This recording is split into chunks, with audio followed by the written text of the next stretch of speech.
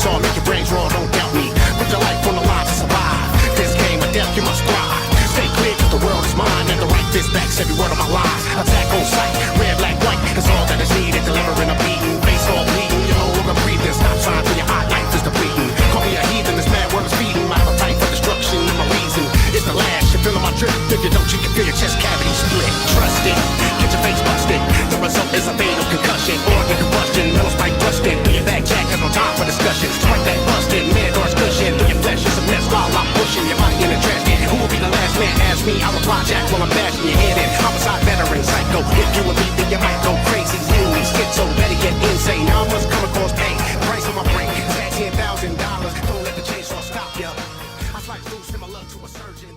How's it going, guys, and welcome back to another build video, this one on FL4K-TRAP, or Frisbee Flak, my gravity snare focused flak build. Now, obviously, as I'm sure many of you are aware, gravity snare is probably one of Flak's weakest skills. That being said, it is far from worthless, and there is actually a hell of a lot that you can get out of it. Is this build the best of the best? Absolutely not, but can it keep up with pretty much anything in the endgame? Yes, it can. Snare can provide a lot more than a lot of people often think, not only just the 250% weapon damage from its anointment, but through the augment forage, it will allow you to upkeep your ammo reserves while mobbing with weapons like the Sandhawk. So with that being said, let's get on into things here. So starting out with our gear, obviously as I said, that anointment is our bread and butter to making this still work. While gravity snare is active, weapon damage is increased by 250%. Now this alone is a hell of a lot of weapon damage for really any character aside from Zane, but it gets even better when you kind of realize that most of Flak's damage is actually V1 damage, which puts weapon damage as one of the best stats for Flak to have, as really they don't get all that much from their skill trees. So this is just a huge amount of raw weapon damage, which we can then multiply further with specific skills. Of course, we'll get into that a little bit later. But as for the actual weapons we're using this on, really you just want to abuse the fact that you have pretty much infinite ammo. Forage, one of the augments for Trap, will sometimes drop ammo packs that will completely refill your ammo to 100%. Just instantly. The second you pick one up, you are back to full ammo. This is genuinely some of the best ammo sustain in the game, and genuinely allows you to use things like the Sandhawk, the Hydrofrost, the Tizzy, anything that has stupid high ammo costs in a mobbing situation. So not only are we just getting a lot of weapon damage with this build, which of course again synergizes very well with Flak's skills, but we're also able to use very high damage output weapons that usually are balanced by their ammo costs and not have to worry about their ammo costs. Trust me, if you're using this build, you're gonna want to pick up some Sandhawks. But again, Hydrofrost, Hive,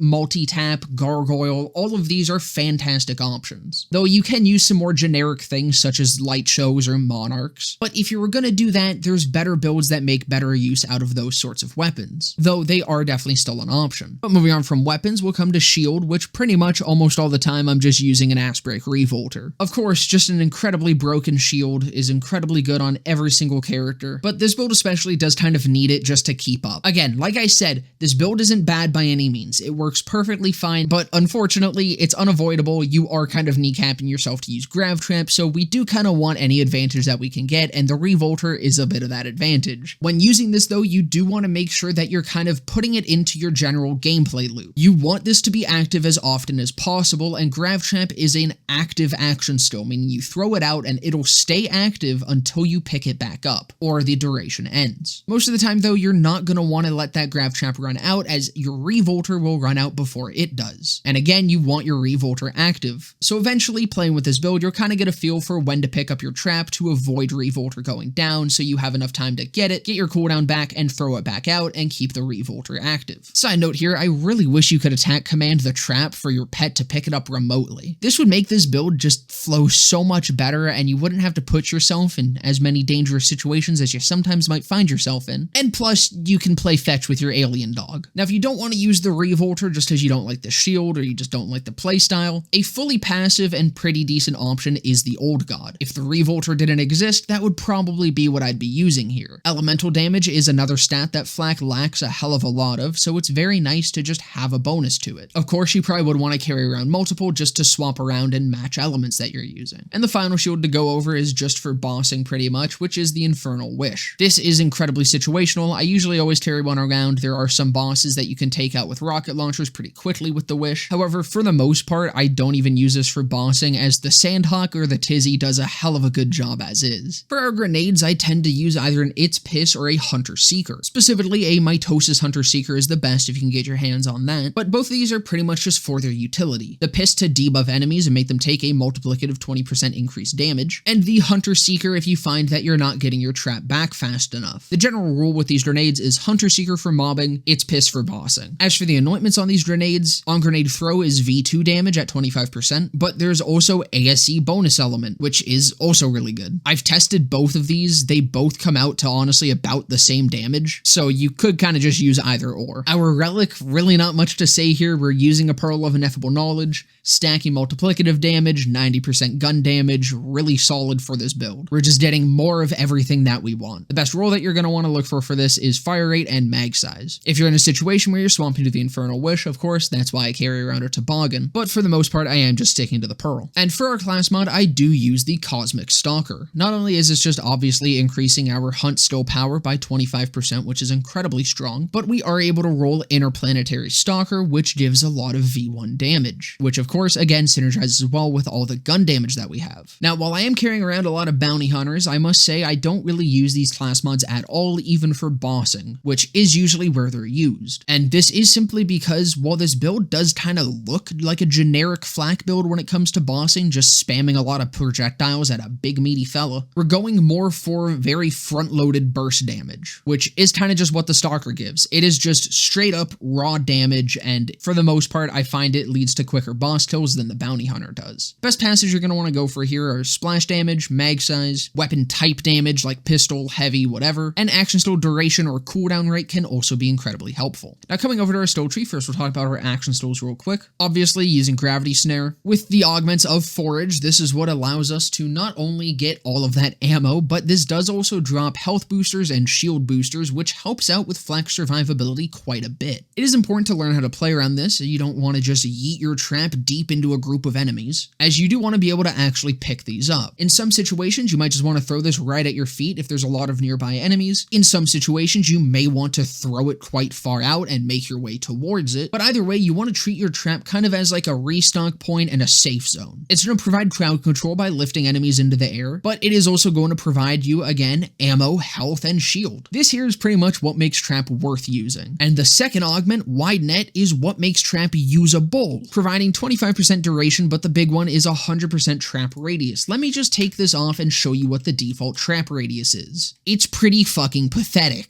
And I'm gonna be honest, I really wish this wasn't an augment, and instead I wish that this was just the base size of the trap. And now we'll equip Wide Net again, throw it out, and yeah, it's night and day. This is actually real action skill. Previously, it was a fucking joke. I really wish Wide Net was just the base radius of the trap and wasn't locked behind an augment that we have to go this far into Purple Tree for, but unfortunately, that's not the case. What would be far nicer than Wide Net is if we were able to get Blind with Anger, but you have to invest so many points to get it, and while it does make the crowd control of the trap actually really good, it's just not worth the point investment. And finally here, the pet that we choose is Spider Ant Scorcher. I want to be clear here that there is a specific reason that we were taking Spider Ant Scorcher for this build. Spider Ant Scorcher is not the best in slot pet. Most often, for most builds, that is Great Horned Stag, but in this situation, Stag is providing V1 damage and gun damage. Obviously, we already have a lot of V1 damage as we're playing Flak, and we already have a lot of gun damage from the Grav Trap Anointment. What we don't have is a lot of elemental damage. So in this situation, Spider Ant Scorcher just greatly outdamages Stag. Now, starting with our stoves, we'll start with the Purple Tree, and yeah, there's not really much to cover here. This is a Grav Trap build, not necessarily a Purple Tree build. Most of the points here are only here to pick up Forage and Wide Net, as these are just incredibly important to actually using Snare. So really, you could put your points just anywhere in this tree, but this is what I've settled on. 5 points into Agility Training, as just 40% reload speed is incredibly helpful. 3 points into Throat Ripper, as pet dealing crit damage is more pet damage, which means more damage output. And then I just put the last 2 points into Gotta Go Fast for just a little bit more pet damage and movement speed. And I just find that that's better than the other 3 options that we have. Now, the only other thing I really want to mention with Purple Tree is that I feel like Monkey Dew has some potential, and it is something that I played around with this build previously. The card lists this incorrectly. With just 1 point, you are getting 86% bonus amp damage every time that your pet crits. This is a multiplicative damage bonus, and it is something that really we're only 6 points away from with this tree. Now, when we get to Green Tree, you'll see that we could potentially have points that we could invest into here, but as I'm sure I'll talk about then, I think the points are kind of better used there. But coming from our smallest to our biggest tree, we have our Red Tree, which is honestly pretty damn generic. Interplanetary Stalkers just giving us various bonuses, one of which is V1 damage. Second Intention, just more reload speed, meaning more damage uptime. Hunter's Eye giving us V2 damage against robot enemies and crit damage against humans. Head Count for more cooldown rate, this lets us just reset our action still even faster once we pick it up. Get it back out there quicker for that damage bonus. Big Game is a big boost to all of our hunt still effects, which includes Planetary Stalker, so that is more V1 damage. Most Dangerous Game gives us crit damage, which is very nice. It also gives stun damage, but not as nice. And then Megavore, which honestly isn't that necessary, but we go this far into the tree anyway, so you might as well grab it. Now moving over to Blue, again, this is a pretty generic still tree. Persistence Hunter, mostly just for the action still duration. At 12% gun damage really isn't doing much for us. 1 point into Ferocity, 1 point into Go for the Eyes, as we just want to move down the tree, and putting 1 point into each of these is generally more valuable than dumping 2 into one of them. 1 point into He Bites, as this procs both Who Rescued Who and Frenzy far more consistently. Frenzy is another source of up to 40% V1 damage, which again, very important for what we're going for here. This is an incredibly strong still for us, and an important note about it is when bossing against bosses that your pet can actually hit easily to stack Frenzy, before you go for that kill, it's often worth waiting for Frenzy to stack. It usually won't take that long, and once it's stacked, you're going to kill that boss quicker than the time you lost stacking it. Psycho Head on a Stick, solid still for 1 point, helps us move down. And then of course Barbaric Yop, as this gives our pet bonus of elemental damage a 200% increased effectiveness, which of course is what gives us that 30% elemental damage, which is just incredibly nice to have. And then finally for this tree is Pack Tactics, which is another 21% V1 damage, along with a max health increase. And finally for our trees is our Green Tree. And honestly, I'm not too pleased with the points that I put into this, but I'm honestly not too sure that there's a better place for these points, as Lick the Wounds is just incredibly nice. While this build does have survivability, there are situations where you might get caught in to fight for your life without your trap up, and if that happens, you are going to be missing out on a lot of your damage, which is where Lick the Wounds can come in clutch and keep you from dying. But it also just works incredibly well even more generally, and I think it just does more than anywhere else that we could put these points, especially because Eager to Impress is also an incredibly nice still. But along with that, Eager to Impress is also just a really nice still, and if we're dumping 5 points into here, then you might as well pick up Lick the Wounds. Eager to Impress alongside Head Count just means that when you pick up your trap, even if it was almost out and you are on a longer cooldown, it's still gonna come back pretty damn quickly, which just really keeps the tempo of this build up and flowing well. But that does bring us to the issue of Furious Attack, which really isn't offering us all that much. 20% gun damage, 48% handling, and 30% pet damage. They're alright stats, but it's nothing too amazing. And I mean, you could put the points into Self-Repairing System. Honestly, this is probably what I might end up doing myself. But even then, Self-Repairing System is also a bit of a waste of points, as survivability isn't a massive problem with this build, as we have the health boosters from Forage. And because we're picking up Lick the Wounds, it is sort of hard to die on this build. So yeah, I'm kind of not a huge fan of where I've landed with the Green Tree, but at the same time, I'm in this dilemma where I don't really know if there's a better place to put these points. But that's gonna about do it for FL4K Trap. I hope you guys enjoyed. If you did, definitely consider leaving a like, comment, subscribe, all of that. Down in the description will be a link to my Twitch channel where you can follow to be notified of when I go live, and just below that is a link to my Discord server where you can come and join and hang out. But with that all being said, I hope to see you guys in the next one.